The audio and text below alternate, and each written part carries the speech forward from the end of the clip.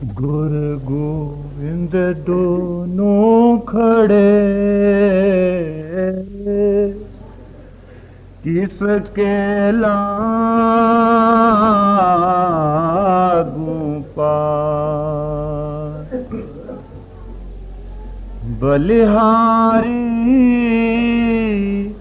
गुरु आपने, जिन गोविंद दियो मिला। गुरु गोविंद की करत आरती, दिन दिन मंगल साध विहारती। प्रेम प्रीत मन मन ही गारती, प्रेम प्रीत तन मन ही गारती। योग ध्यान दीपक संवारती, गुरु गोविंद की करत आरती। बाती सुरत स्नेह बरि डारती, सतगुर बिरहा अगन उद्गारती। पाप पुण्य सब कर्म जारती, पाप पुण्य सब कर्म जारती। भाव थार भगति सो धारती, गुरु गोविंद की करत आरती। तज विषय रति चरण निहारती, तज विषय रति चरण निहारती। भीखा आरती सहज उतारती, भीखा आरती सहज उतारती। गुरु गोविंद की करत आरती। हरि गुरु चरण किए प्रणाम, हरि गुरु चरण किए प्रणाम। आरत जन पावे विश्राम, आरत जन पावे विश्राम। सतगुर कृपा हरि को नाम, भजन आरती आठों जाम। भजन आरती आठों जाम। शब्द प्रकाश तिल के स्थान, शब्द प्रकाश तिल के स्थान। घट घट गुरु गोविंद को धाम, घट घट गुरु गोविंद को धाम। ब्रह्म स्वरूप गौर नहीं श्याम, शुद्ध आकाश नेर नहीं लाम। सतगुर जुगत करायो ठाम, सतगुरु जुगति करायो ठाम। भीखा आला दृष्टि मुकाम, भीखा आला दृष्टि मुकाम। गुरु गोविंद की करत आरती, दिन दिन मंगल सद विहारती।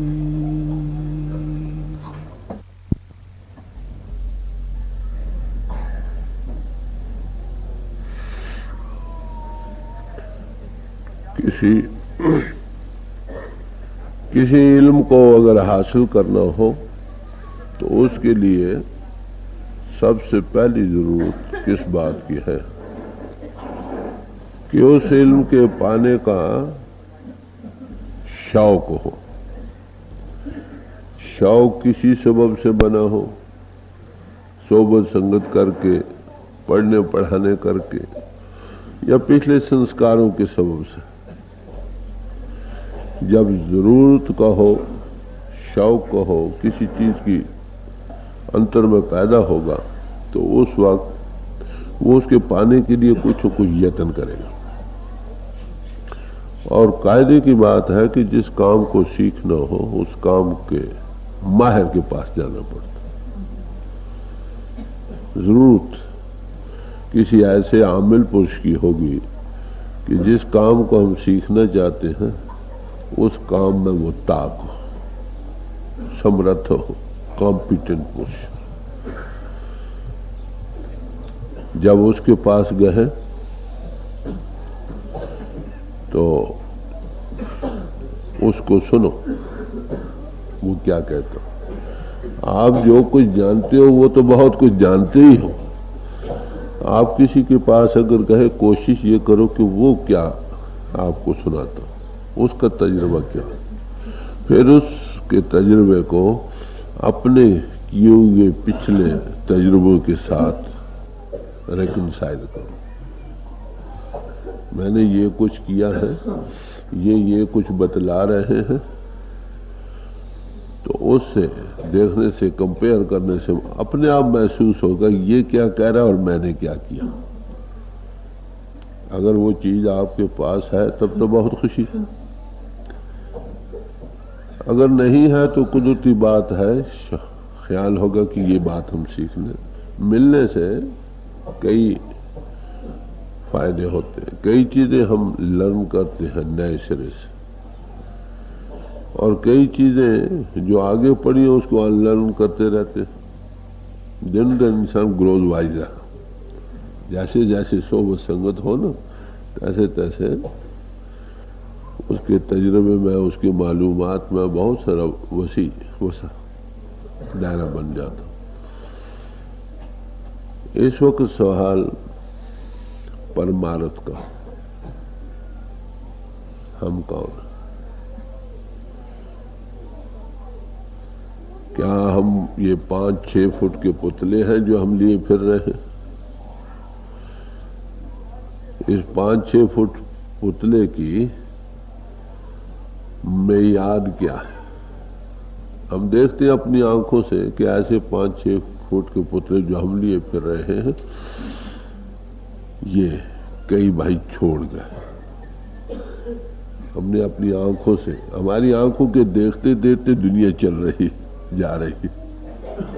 राना राव न को रहे रंग न तंग फकीर, वारी आपो अपनी कोई न बांधे रही। न बादशाह रहे न रैयत रही, न दुनियादार रहे न वली अवतार रहे। सब आए और गए, हम भी वैसी हालत में जा रहे हैं। आखिर ये जिस्म छोड़ना पड़ेगा, ये हमेशा न किसी का रहा न रह सकता। तो जिसके साथी के साथ इस जिस्म की कदर है, इज्जत है, मान बढ़ाई है, लोग जी जी करते हैं, अरे भाई वो कौन है? वो हम हैं। टिचर वसे सहेलनी जिचर साथी नाल, जब तक इस जिस्म का साथी इसके साथ है ये जिस्म की दुनिया आबाद रहेगी। ज्ञान साथी उठी चलिया ता तन खाकुरा। जब इस जिस्म का साथी इससे जुदा होगा तो इस जिस्म रूपी धन को, स्त्री को मिट्टी में मिला दिया जाएगा। ये मिट्टी है, मिट्टी में मिला दी जाएगी। Dust the art and unto dust return. इसका मकान का मकीन है, वो चल बसता है। उसके मुतल्लिक़ में अब इस वक्त कोई होश नहीं। बावजूद सारे ग्रंथों पोथियों के पढ़ने पढ़ाने के भी बुद्धि के लिहाज से इंटेलेक्चुअल वे में हम बहुत कुछ जानते हुए भी सेल्फ एनालिसिस का प्रैक्टिकल तजुर्बा नहीं है कि हमको। जब तक अमली तौर पर इसका तजुर्बा न हो, देखने वाली आंख बदलती नहीं, एंगल ऑफ विजन वही जिस्म की नजर से बना रहता है। सब कुछ जानते पढ़ते पढ़ाते हुए भी चीज एट होम नहीं होती कि बात क्या हकीकत खुलती नहीं। अब ये भी एक बाकायदा साइंस है, जैसे डॉक्टरी साइंस है, ये जिस्म की साइंस है। जिस्म में रगो रेशे कैसे काम करते हैं, खून कैसे चलता है, ग़िज़ा कैसे हजम होती है, कैसे खून की सप्लाई सबको मिलती है, कैसी एक्सक्रीशन इससे बाहर होती है। Wonderful house we live in, एक अजीब व गरीब मकान है जिसमें हम रह रहे हैं।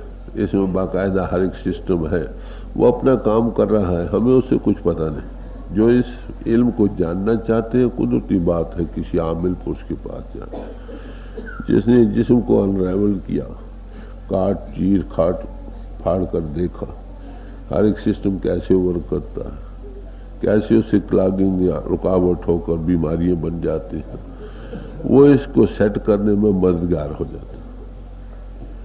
उसके लिए भी खास खास लाजमा होता है कि इंसान नेक पाक बने, एफएससी और बीएससी पास करे। पहली बात, जब एफएससी बीएससी पास कर ले, किसी समाज में हो, किसी दायरे ख्याल में हो, ये जरूरी शर्त है। जिसने ये क्वालिफिकेशन हासिल कर ले वो मेडिकल कॉलेज में जा सकता है। वहाँ भी अपनी अपनी समाज में रहते हुए वहाँ उन माहिरों से, खाए वो किसी समाज से ताल्लुक़ रखते हैं, उनसे पढ़ता रहता, सीखता रहता है, थ्योरी भी समझता है, उसका प्रैक्टिकल जो साइड है उसको भी अमली तौर पर कर करके एनाटमी वगैरह ये वो सीखता। मुद्दत के बाद वो भी डॉक्टर बनकर आ जाता, अपनी समाज में रहते हुए इस साइंस को हासिल कर लिया। ऐसी और इल्म है भाई, ये भी एक रेगुलर इल्म है। ये आत्मा का है, तुम कौन हो, ये जिस्म की चलाने वाली शक्ति कौन, उसका संबंध ओवर सेल्फ परमात्मा से क्या, उसका संबंध सब दुनिया से क्या। ये एक रेगुलर बाकायदा मजमून है। जो इसमें माहिर है उनकी सोबत संगत अख्तियार करनी होगी। पढ़ने से मालूमात बढ़ती हैं, इंफॉर्मेशन बढ़ जाती है, मगर रिकन्सिलिएशन नहीं होती।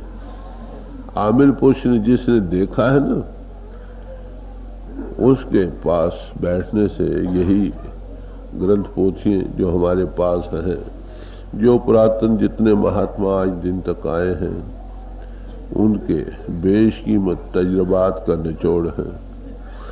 उस इन तजुर्बात को उसने करके देखा है। जब वो उन्हीं बयानों को पढ़कर आपको सुनाएगा, उसमें एक नई खूबसूरती निकल आएगी, क्योंकि उसने देख कर कह रहा हो। सुन संतन की साची साखी, सो बोले जो पेके आखी। संतों की शहादत सच्ची है वही, उसको सुनो, क्योंकि वो कुछ बयान करते हैं जो कुछ उन्होंने अपनी आंखों से देखा। इसलिए उनका बयान ज्यादा एतबारी है बनिस्बत उनके जो सिर्फ ग्रंथों पोथियों के ही माहिर है। कबीर साहब के पास एक पंडित जी आए, उनसे कहने लगे, देखो भाई ऐ पंडित, तेरा और मेरा मन कभी मुतफिक नहीं हो सकेगा। तेरा मेरा मनुआ कैसे कोई रे। कहते क्यों नहीं होगा? मैं कहता हूं आंखन देखी, और तू कहता है कागज की लिखी, फिर कैसे रिकंसाइल होगा? मैं ये कहता हूं भाई पिंड को छोड़ो, जिस्म का मोह छोड़ो, तुम जिस्म नहीं हो, इससे ऊपर आओ, तुम कहते हो भाई जैसे जैसे जिस जिस समाज में जो क्रिया कर रहे हो धर्म ये किया इसी में तुम्हारी कल्याण। अरे भाई तेरा मेरा मन कैसे मुझविक होगा। फिर यहां तक क्या दिया कि तू तो रंडी फिरे बेहंडी। कहते तूने प्रभु को देखा नहीं, ग्रंथों पोथियों में पढ़ा है, इसलिए तू रंडी है। गली हो सुहागन भैणे कंत न कब हूं मैं मिलिया। मैंने कभी देखा नहीं, बातों का सुहाग। तूने अपना जीवन बर्बाद कर दिया, समझे। तू तो गई गुजरी है, अपने जीवन की पूंजी तो तूने गवा ली और दूसरे जो सैकड़ों हजारों को पीछे लगा रही है उनका भी जीवन बर्बाद कर रही है। तो आलिम से आप इल्म सीख सकते हो, समझे। डॉक्टर से डॉक्टरी साइंस के माहिर बन सकते हो। कंपाउंडर नहीं बनाएगा डॉक्टर, आपको याद रखो। वो नुस्खे तो बहुत याद करा देगा, मगर जहां एनाटमी और जिस्म के अंदर के सिस्टम का सवाल होगा वहां वो मुंह के बल गिरेगा। तो आलिम आपको बातें तो बहुत सुनाएंगे, फलाना महात्मा ये कहता है, फलाना ये कहता है, फलानी ग्रंथ फलानी पोथी ये कहती है। मर्चेंडाइज दिमाग में भर जाएगा नुस्खों का, मगर अप्लाई करना नहीं आएगा। कभी नुस्खा अप्लाई होगा, कभी नहीं होगा। तो डॉक्टर आपको डॉक्टर बना सकता। ऐसे ही भाई अगर हम आत्म अनुभव को पाना चाहते हैं, अपने आप को जानना चाहते हैं कि मैं कौन हूं, प्रैक्टिकली। थ्योरी में तो हम बहुत कुछ कहते हैं, मैं तन नहीं हूं, मैं मन नहीं हूं, मैं इंद्रिय नहीं हूं, मैं प्राण नहीं हूं। ये सब कुछ ग्रंथों पोथियों में हमने पढ़ा है सही, मगर हमने करके देखा नहीं। तो हमारा लेवल तो जिस्म ही बना रहता, जिस्म के लेवल से सब कुछ देख रहे हैं, बातें खा दूसरी कर रहे हैं, मगर जब तक खुद सेल्फ एनालिसिस करके पिंड से ऊपर ना आए, फिर आत्मा के लेवल से और नजर बन जाएगी, देखने वाली आंख, एंगल ऑफ विजन बदल जाएगा। तो इस साइंस के ख्वाहिशमंद जो है उनके लिए पहली जरूरत क्या है? अवश्य किसी उस्ताद की। क्या पास्ट महात्मा हमें मदद कर सकते हैं इस बात की? सवाल आता। हाँ भाई, उनकी भी जरूरत है। Past gurus are also needed. क्यों? उन्होंने तजुर्बा तो एक ही बात का है ना, अपनी सेल्फ के साथ और परमात्मा के साथ। Experience with the self and experience with God. जिसने अपने आप का अनुभव किया वही परमात्मा का अनुभव कर सकता। तो उन्होंने जो तजुर्बा अपने साथ किया वो एक ही था, है और रहेगा। जितना जितना किसी ने किया उसका जिक्र ग्रंथों पोथियों में हमारे पास मौजूद है। हम खुशकिस्मत हैं 20वीं सदी में कि आज दिन तक जितने महापुरुष आए हैं सबके बेशकीमत कलाम हमारे पास मौजूद है। अगर कहीं 100 साल पहले आ जाते तो स्वामी जी महाराज की बानी न होती। 500 550 साल पहले श्री गुरु साहिबों की बानी न होती, जो बड़ा एक ट्रेजर हाउस है, बड़ा भारी एक इकट्ठ किया हुआ हर एक महात्मा की बानी का, जो अनुभवी पूछते हैं। इसी तरह 1500 साल पहले कुरान शरीफ न होता, 2000 साल पहले बाइबल न होती, 5-6 हजार साल पहले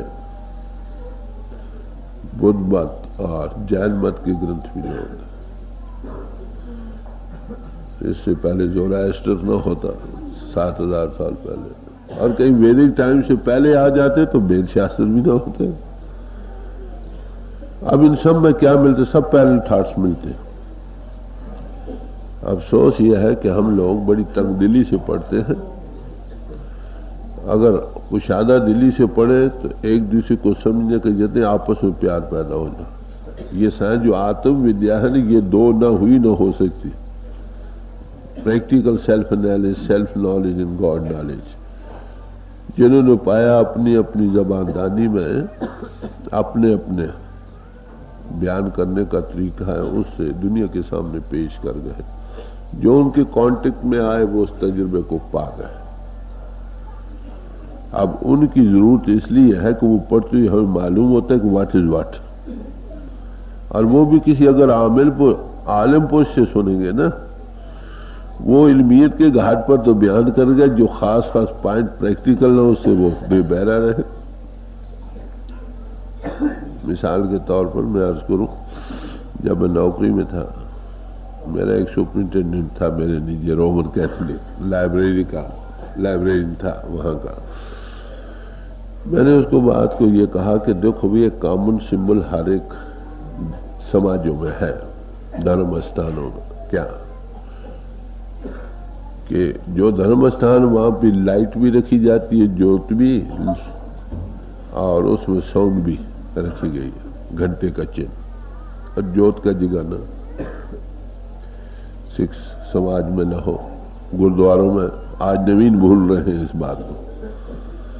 जब भोग पड़ता था ना, कुंभ घड़ा बनाकर ऊपर ज्योत जगाते थे अखंड पाठ के भोग के वक्त। जितने पुरातन गुरुद्वारा उसमें ज्योत बाकायदा 24 घंटे जलती रहती। ये कुछ चिन्ह था,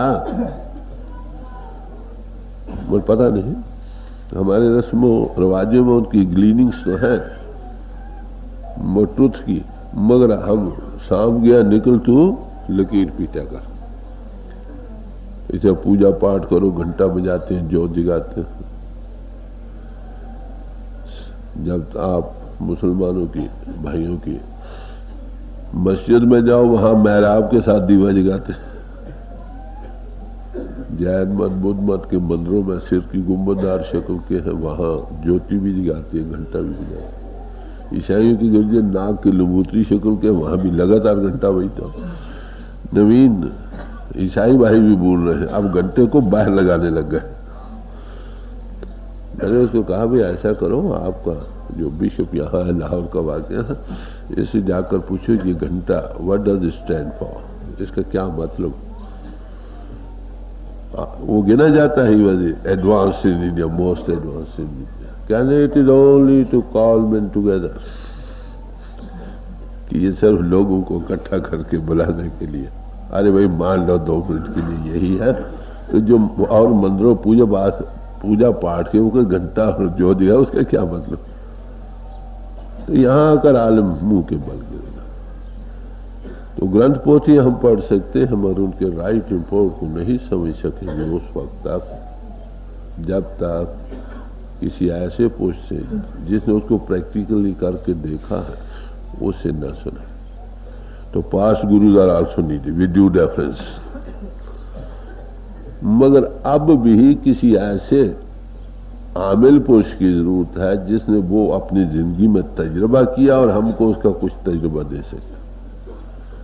उसका नाम आप कुछ रखो।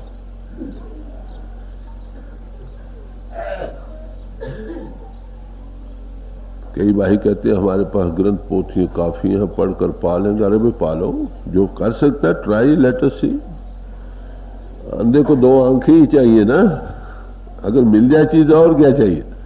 पर कॉमन सेंस की बात यह है कि ये सेल्फ एनालिसिस का मजमून है। हमारी आत्मा मन के अधीन होकर इंद्रियों के घाट पर जिस्म का रूप बनी बैठी है, इतनी आइडेंटिफाई हो चुकी है कि हम डिफ्रेंशिएट नहीं कर सकते, तमीज नहीं कर सकते, मैं इसकी चलाने वाला हूं, ये यही खुद हूं। ऐसा पुरुष अगर इंद्रियों के घाट से जो संबंध रखते हैं, जितने साधन, पढ़ना लिखना विचारना पूजा पाठ ये वो, सारी उम्र करते रहो, फिर ये करते हुए इंद्रियों के घाट से ऊपर कैसे जा सकते हैं। कॉमन सेंस बात। इनका एनालाइज करना, इस चलाने वाले को इसके पसे पुश ऊपर आना कहो, इसका अनुभव करना फर्स्ट एक्सपीरियंस नहीं हो सकता जब तक किसी आमिल पुरुष बिठाकर हमें इसका थोड़ा तजुर्बा न दे। अगर पैर में से 2-4 पैसे भी मिल जाए तो दिन दिन आप बढ़ा सकते हो। पर्दा दूर करे आंखन का कबीर साहब कहते हैं, निज दर्शन दिखलावे। बड़े साफ लफ्ज, थोड़ा सा उभार दे, गुरमुख कोट उधार ना दे, ना में इसी में उसकी ग्रेटनेस और बढ़ाई है। तो इस मजमून पर सब महात्माओं ने इसी बात पर जोर दिया है।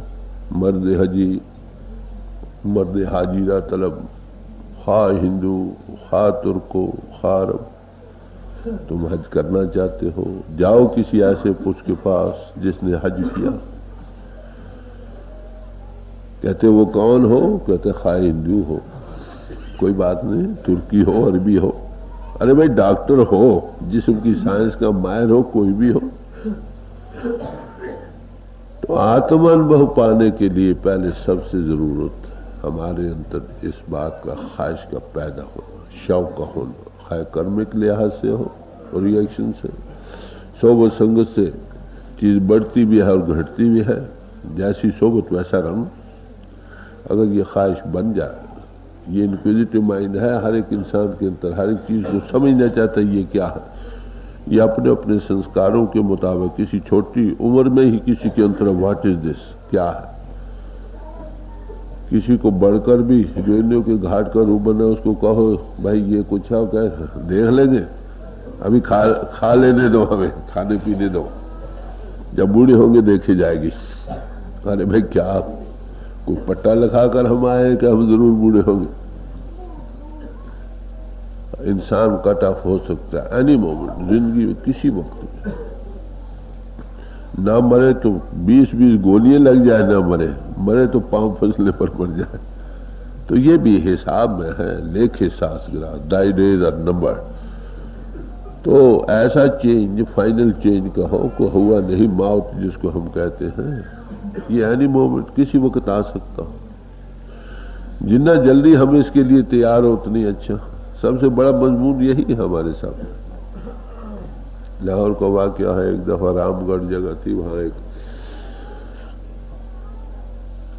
एक भाई का जवान लड़का गुजर गया, उसको शमशान भूमि में ले गए। काफी जेंट्री आई थी, मुर्दे को जमीन पर डाल देते हैं।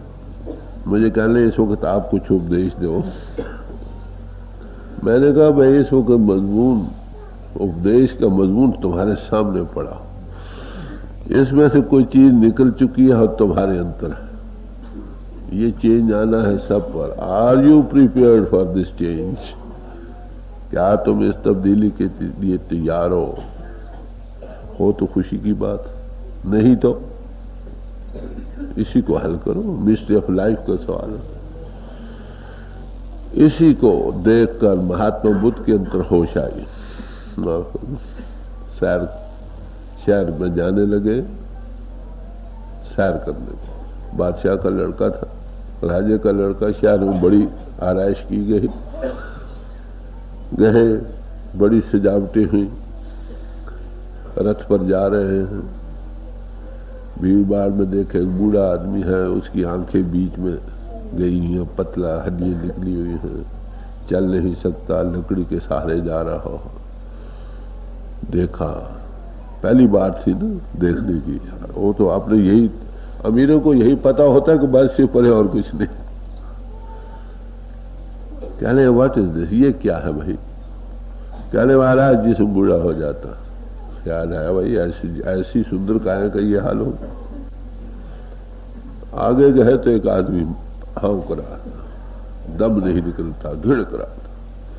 पूछा भाई ये क्या? महाराज जिस्म छोड़ना पड़ता। और चीज मिस्टर है, ये बात क्या है आखिर? वर्तमान ने ये देखा कि वही ये उल्टे आए तो खुशी के लिए थे, ये तो कुछ और बनता नजर आ रहा है। उसने भीड़ भाड़ को छोड़कर बाहर किनारे का रास्ता लिया ताकि जहां ना कोई मिले, ना ऐसे वाकया सामने नजर में आए। आगे देखा तो चार भाई एक मुर्दे के लिए जा रहे थे। यानी ये क्या? महाराज जिस्म छोड़ना पड़ता। उसे रूह को निकलना घिड़क रहा था, ये निकल चुका है। इस जिस्म का यही असर है। ये इंद्रों के भोग रस किस काम के लिए? ये मिस्ट्री क्या है? ये बात एट होम हो गई। वही जो उनकी एट होम हुई थी वो आज हमारे सामने भी है। हम रोज आंखों से देखते और कभी क्या यकीन आता? महाभारत में जिक्र आता है कि जैसे युधिष्ठिर से पूछा है कि वो कौन सी आश्चर्य बात है दुनिया में जो हो रही है, तो कह लेंगे हम देखते हैं कि ऐसे जिस्म जो हम लिए फिर रहे हैं, भाई कई भाई छोड़ गए, हमने उनके जिस्मों को खुद कंधों पर उठाया, अपने हाथों से शमशान भूमि में दाग दिया, मगर हमें यकीन नहीं आता कि हमने भी छोड़ दो। हम भी हर रोज देखते कभी आता है। इसका कारण क्या कि हमारे अंतर हम इतना जिस्म का रूप बन चुके हैं, जगत का रूप, इतनी चिकनाहट दुनिया की जगत की सत्यता की बैठ चुकी है। इस पर हजार ज्ञान ध्यान की पोथियां पढ़ो, लेक्चर सुनो, कथा को, बात उसमें एटोम नहीं होती। जैसे एक कपड़ा हो, चिकनाहट से अगर उसको लग जाए, ऊपर पानी बहाओ, पानी का एक कतरा उस कपड़े पर नहीं असर करता। यही हालत हमारी होती। आंखों देखते हनेर करती, मगर यकीन नहीं आता, अपने हाथों से दाग दे। अब इस मिस्ट्री के लाइफ करने का हल करने का सवाल जिस इंसान के अंदर घर कर गया वो हल होकर रहेगा, जल्दी या देर से। इस सवाल को तुम दबा नहीं सकते, सूनर और लेटर इसका हल होगा। ऐसे पूछ जैसे जैसे प्रबल होती चली जाएगी वैसे वैसे जरूरत महसूस होगी कि जिसने इस मिस्ट्री को हल किया। जब से दुनिया बनी है यही हाल रहा, ये असूल बदला नहीं। पढ़ने लिखने से अगर कल्याण हो, सब महात्माओं की वाणी देखिए वो क्या कहते हैं। गुरु नानक साहब फरमाते हैं, पढ़िए जेते बरस बरस, पढ़िए जेते मास, पढ़िए जेती आरजा, पढ़िए जेते सास, नानक लेखा एक गल होर हम बच्चे को। और तुलसी साहब क्या कहते हैं, 4 18 9 पढ़े, खट पढ़ खोया बूढ़, चारों वेद 18 पुराण, 6 शास्त्र, 9 व्याकरण, अगर सारी धर्म पुस्तकें कहो। ये तो चूंकि एक पंडित से बात हो रही है इसलिए सारे हिंदू मत के ग्रंथ वर्णन किया। जितने धर्म ग्रंथ हैं सबका तुम हाफिज बन जाओ। फिर कहते हैं, सुरत शब्द चीने बिना जो पंछी चिंडू। जब तक हमारी सुरत आत्मा को कहते हैं, वो कॉन्शियस एंटिटी, वो वेकफुलनेस कहो, जो हम अपने जिस्म में आंखों के पीछे महसूस करते हैं, उसका नाम सुरत। कि जब तक वो सुरत जो इसे वो जिस्म का रूप बनी बैठी है, उसको एनालाइज करके ऊपर लाकर गॉड इन एक्शन पावर कह दो, उस शब्द या नाम कह दो, उसके साथ कांटेक्ट नहीं करती। ये सारा पढ़ा पढ़ाई की कीमत क्या है कि एक पंछी चंडू पंछी होता है उसकी तरह है, जो बात सुनता है सुना देता है, मगर उसको उसकी समझ कोई नहीं। यही हालत हमारी।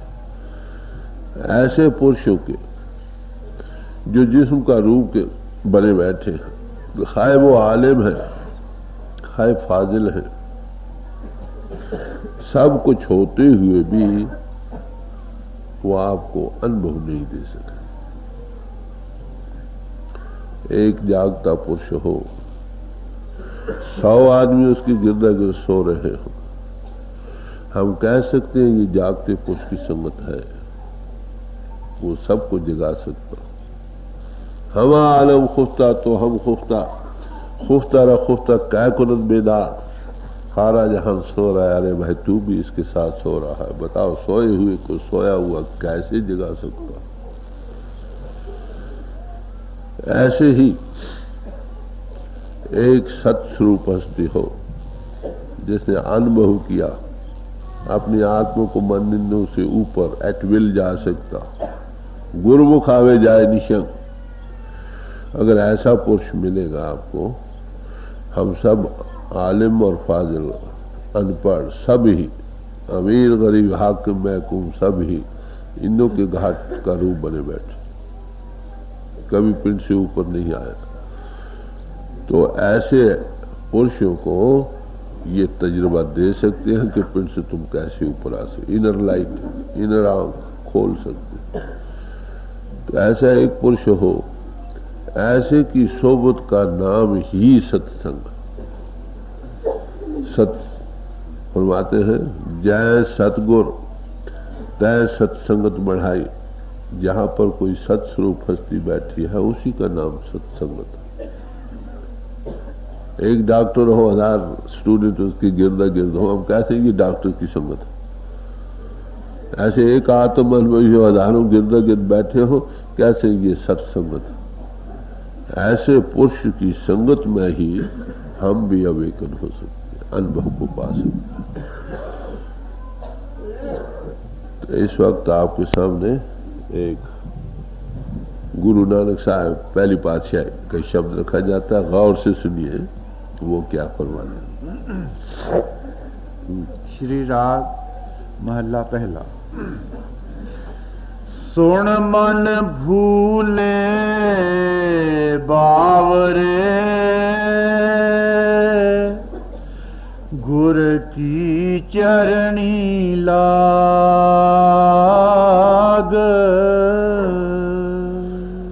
कहते हैं ऐ भूले हुए पुरुष, भूल में है ना हम सभी, माया का नाम भूल है। ये शरीर मूल है माया, जिस्म से माया यह भूल चलती है। हम जिस्म के चलाने वाले थे, जिस्म का रूप बने बैठे। कभी इसे एनालाइज करके अपने आप को देखा नहीं। ये बड़ी बारी भूल, यहां से सारी भूल की बुनियाद शुरू होती है। तो कहते हैं ऐ भूले हुए पुरुष, भूला हुआ नहीं, बावरा हुआ पुरुष। बावरा किसे, जिसकी होश ठिकाने न हो। एक कुत्ता है, एक शीश महल में जाता, जिधर देता कुत्ते कुत्ते नजर आते, भौंकता भौंकता और भौंकता।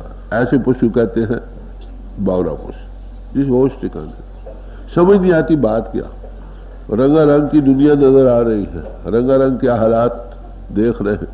कहते हैं अरे भाई ये हमेशा नहीं, कैसे हो सकते। ऐसे पुरुष का नाम बावरा। एक तो तू भाई अपने आप को भूल गया, फिर बावरी दुनिया बावर बन रहा, बावरा बन रहा। सोड़ मन भूले बावरे, क्या कर, इस भूल से कैसे निकल सकता है। इस बाहरी पागलपन से कैसे बाहोश हो सकता। कहते किसी गुरु के चरणों में लग जा। पहली पातशाही की बानी है, गुरु की चरनी ला। गुरु किसको कहते, गुरु किसी अनुभवी पुरुष का नाम, आत्म तत्वदर्शी को। भगवान कृष्ण जी ने गीता में बड़ा निर्णय फरमाया, 4था अध्याय पढ़िए आप। अगर तुम ज्ञान पाने के ख्वाहिशमंद हो, जाओ किसी ऐसे महापुरुष के पास, महात्मा के पास, जो अपने अंतर में प्रभु के दर्शन करते हैं, आत्म तत्वदर्शी। तो जाओ क्या करो, कहते नेक नियति से सवाल करके हर एक सवाल का जवाब दो। नेक नियति से, बता नफात की खातिर नहीं, किसी चीज के लर्न करने। आप उसके पास गए एक चीज को, किसी चीज के समझने के लिए। जितना आप जानते हो वो तो जानते ही हो। वहां आपको जो प्याला सुराई के नीचे होगा ना वो भर जाएगा। मतलब पूछो, हर एक सवाल का जवाब लो, आपको मिलेगा। जब वो चीज साफ क्लियर कट सामने नजर आने लग जाए, समझ में आने लग जाए, तो फिर वो जो कहे करो, तुम भी उस हकीकत को देखने वाले हो जाओगे। तो कहते हैं ऐ बावरे हुए पुरुष, बुकिश नॉलेज इज विल्डरनेस। ग्रंथ पोथियों का आलिम होना ये पहला कदम है, समझे। इनका स्वायदा है शौक के पैदा करने के लिए। पुराने महात्माओं के तजुर्बात को सुन सुन कर देख देख कर भाई सब पैरेलल रन के हैं, अवेकनिंग पैदा करते हैं थोड़ी। मगर ये कहो कि वो बात को रिकंसाइल कर सकते, ये नहीं। ये जगह है कई भाई यहाँ चले जाए, या शिमला ले लो, कोई और जगह कश्मीर ले लो, जो भाई 2, 4, 10 आदमी वहां गए, वहां के आकर हालात लिखे हर एक ने, मोटी मोटी सैलियंट पॉइंट्स तो मिलेंगी, डिटेल्स में कहीं ना कहीं फर्क होगा। एक एक चीज को ज्यादा बयान करेगा, दूसरा कम करेगा, तीसरा हो सकता है उसको एलिमिनेट छोड़ ही जाए। अब जिसने कश्मीर देखा नहीं वो ग्रंथों को, उन किताबों को पढ़ता है जो उन लोगों ने लिखी है, वो कहते हैं बात मालूम नहीं, समझ नहीं आती बात क्या, कई बातें नहीं समझ आती। जो देख कर आया उससे सुनो, वो मैंने देखा है, इसका ये मतलब मैं देख कर आया, वसूख के साथ। तो अनुभवी पुरुष के पास बैठकर इन चीजों की बात समझ आती है। जितना पढ़ा लिखा उसको मांझा फिर जाता, कहाँ में आ जाता। जो चीजें पहले क्लैरिफाइड या क्लियर कट नहीं मालूम होती, बड़ी साफ नजर आनी, सारे पढ़ा लिखा मदद को आ जाता।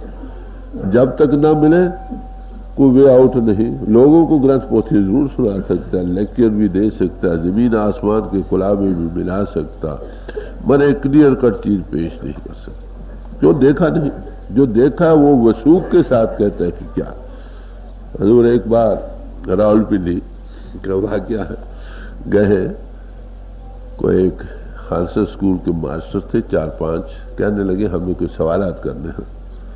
मैंने कभी ऐसा करो तुम शाम को वक़्त ले लिया, आ जाओ, जो बातचीत कर लेंगे फिर हजूर के पास चले जाएंगे।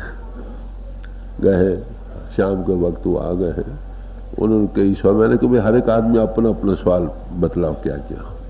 4-5 ने सवाल किए, मैंने सुन लिए, जवाब दिया। 3 तो खामोश हो गए हैं क्योंकि हर एक के सवाल का जवाब आ गया। 2 ने फिर एक सवाल किया, वो भी जवाब दे दिया गया। और वो भी चुपचाप बैठे, मैं भी चुपचाप बैठा।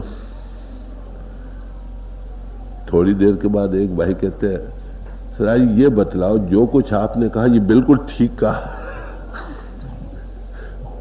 मैंने कहा लुक एट मी, मेरी तरफ देखो भाई, do you betray the slightest ray of doubt in my talk.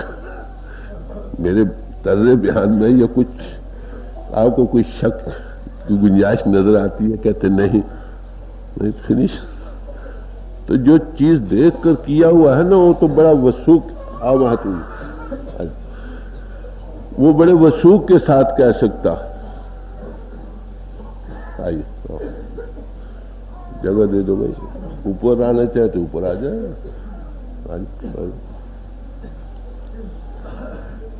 बड़े वसूख के साथ वो कह सकता है कि इट इज सो। उसकी बात में मुतजलजल हालत नहीं, समझे? उन्हें देखी है, देख कर बयान करता। हमारे हजूर फरमाया करते थे कि बयान करने वाले में एक वजन होता, वेट। तो इसलिए किसी अगर आमिल पुरुष के चरणों में बैठो, कोई शक नहीं रहेगा बात की बात। उसके पास बैठने से कबीर साहब तो कहते हैं, माए मूनू तिस गुरु की जाते भरम न जा। ऐसे गुरु की बड़ी सख्त कलामी किया है। कहते गुरु हो और फिर दूसरे का शक न जाए, यह होने से। उसने देखा एक मजमून का, उसने करके देखा, शक की तो सवाल नहीं।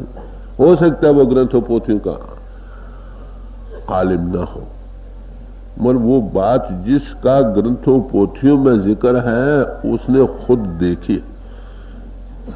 बेशक ऐसे पुरुष के कलाम को नोट कर लो, जाओ ग्रंथों पोथियों से मिलाओ, सब मिलेंगी। जबानदानी वो नहीं जानता, मगर वो चीज जिसका उन महापुरुषों ने तजर्बा किया अपनी लाइफ में, उसको उसने खुद देखा। इसलिए उसके बयान में एक वजन, वेट। तो गुरु नानक साहब क्या फरमाते हैं, अरे भाई मन भूले बा, कितना भी तू पढ़ा लिखा आलिम फाजल हर एक इल्मों का माहिर है, अगर तू आत्म अनुभव को पाना चाहता है, जाओ किसी अनुभवी पुरुष के चरणों में, भूल में मत रहो। गुरबानी जगह जगह हर एक महात्मा ने कहा, भगत बिना बहु डूबे से, गुरु की मत तू ले अयाने, भगत बिना बहु डूबे से।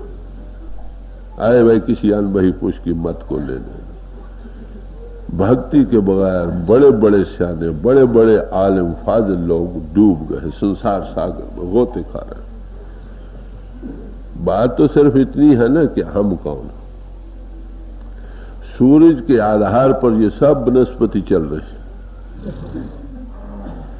हम वनस्पति के मुतालिक बहुत कुछ जानते हैं, जिसके आधार पर ये सब कुछ चल रहा है उसके मुतालिक कुछ नहीं जानते। तो उसके मुताबिक जो जानता है ना, उसकी सोबत अख्तियार करो, इसके नाम कुछ रख लो। हमारे हजूर से एक बार सवाल किया गया कि महाराज हम आपको क्या कहें, तो कह रहे भाई मुझे भाई समझ लो, पिता समान समझ लो, दोस्त समझ लो, बुजुर्ग समझ लो, एक टीचर की हैसियत में समझ लो। मेरे कहे के मुताबिक आप पिंड को छोड़ो और चलो ऊपर आओ। वहां मंडलों में भी अगर उसकी मदद देखोगे, उसकी शान को देखोगे, फिर जो चाहे कर मर जाहिरा हम जिनसियत कुदरती खासा, वो जमीनी बंदा नहीं, याद रखो जिस्म के तौर पर वो जमीन पर चलता फिरता नजर आता है, मगर जब वो चाहता है आसमानों की सफर करता। सुरत सैल आसमान की लख पावे कोई संत, तुलसी साहब फरमाते हैं। सोता आसमानों की सैर कर सकती है, पिंड से ट्रांसेंड कर सकती है, हायर प्लेस में ट्रेवर्स कर सकती है। इसको कौन अनुभव कर सकता, लग सकता? कहते कोई संत नहीं, या जो संतों के पास बैठे वो भी उसी गति को पा सकता। तुलसी जग जाने नहीं, अति उत्तम पियापन। ऐ तुलसी, दुनिया के लोग इससे बेखबर हैं। ये मार्ग बड़ा तंग और तार है। दो ही मार्ग हैं दुनिया में, एक पिरे मार्ग, एक शरे मार्ग। पिरे मार्ग बड़ा प्यारा मार्ग है, जिन्ना फैलाव का मार्ग, और शरे मार्ग बड़ा तंग तार शुरू है। शरे मार्ग कहां से शुरू होता है? दो मरहमत पीछे पिंड को छोड़कर अंधेरा। जब इसमें पेनिट्रेट कर जाओ, ट्रांसेंड करो, ऊपर आ जाओ, आगे खंड ब्रह्मंड चलते, नई सी नई दुनिया के तजुर्बे होते। दही नगरी उत्तम थाना, 5 लोग बसे पर नाना। दही नगरी बड़ा उत्तम थाना, भाई 5 लोग इसमें बस रहे। 5-6 फुट का पुतला है, बड़ा अजीबो गरीब मकान है। इसमें बड़ी भारी पॉसिबिलिटीज है, सिर्फ एडजस्टमेंट करने की जरूरत है। जो एडजस्टेड है वो आपको एडजस्ट कर देगा। नाम ऐसे पुरुष का कुछ भी रख लो, ऐसे पुरुषों का नाम गुरु लफ्ज दिया, साधु और संत करके बयान किया। हाँ, गुरु लफ्ज में थोड़ी और ज्यादा एक फजीलत है। वो क्या कि उसमें विद कमीशन है, वो कमीशन के साथ। साधु संत भी थोड़ा बहुत तजुर्बा देंगे, इस रास्ते पर चले हैं, मगर वो विद कमीशन आता, हजारों को ले चलता, जहाजों के जहाज लाद कर ले जाता। ये फर्क। और कमीशन का जिक्र सब महात्माओं ने किया। गुरु नानक साहब फरमाते, अरे भाई मैं कुछ नहीं कर, जैसे मैं आवे खस्म की बाड़ी तैसा करेंगे आप। जो मालिक मुझे बुलवाता वो बोल रहा हूं। ये कबीर साहब ने कहा, कहे कबीर हम धुर घर के भेदी लाए हुकुम हजूर। क्या हम धुर घर के भेद के जानने वाले हैं? उस मालिक को हुक्म को दुनिया को सुनाने आते, बड़े साफ। फिर ये कहना पड़ेगा कि अगर मालिक का कोई शरीक, कोई सानी, कोई वली, कोई उसका माता पिता भ्राता नहीं, कि उसका जो खबर आकर देता वो कौन हो सकता? यही कहोगे कि उसी की पावर किसी पोल पर बैठी इजहार करके अपनी खबर आप देते। और संतों महात्माओं को सिर्फ सुनिए, उनकी कहानी, उनकी अपनी जबानी, उसमें झलके मिलेंगी उनकी कमीशन की, उनकी अपने एहसास एकता की।